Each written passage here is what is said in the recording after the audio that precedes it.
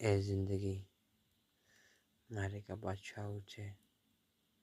જેના માટે આવું હતું તો 7 જન્મ બીજા હારું થઈ ગઈ. હવે આવીને શું કરું? મારી તો જિંદગી જ પૂરી થઈ ગઈ. ખાલી આટલું શું એકલો બેસીને રડું છું. કોઈ યાદ કરવાનું નથી. એકલો જ પોતાને દુઆમાં માગું છું. તેને તો માગી શકતો નથી, કેમકે બીજાની થઈ ગઈ. બીજાની થઈ ગઈ છતાં મને કહે છે કે હું તારી છું. પણ ઈશ્વરને મંજૂર નથી કે એ મારી થઈ જાય. ઈશ્વરને મંજૂર એ જ હતું કે એ બીજાની થઈ જાય. મારા નસીબમાં તો રડવાનું જ હતું. કાશ આ દિલ મારું રહેતે જ નહીં. એવું થઈ જાતે તો એ મારી પણ થઈ જાતે.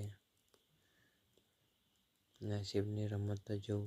એકલો હતો, એકલો છું અને એકલો રહીશ. જિંદગી કોની સાથે પૂરી થશે, કોની સાથે રહેશે, કોઈને કશું ખબર નથી. શું કે યાર, લાઈફમાં એમ પણ એકલો જન્મ લીધો હતો. નહીં, બધા જન્મ એકલા લે છે.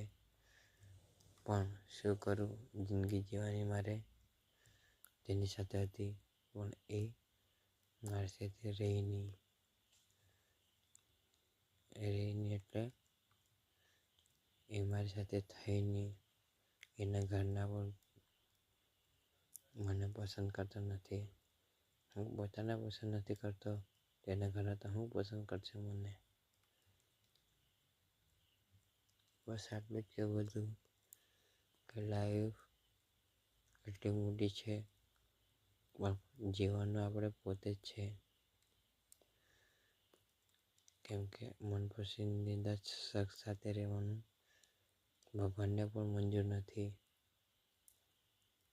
સાચી વાત લાગી હોય ને તો દિલથી શેર કરો, લાઈક કરો, કમેન્ટ બી કરી શકો.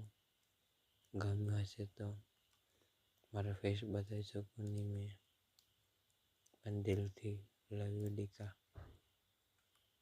બાય.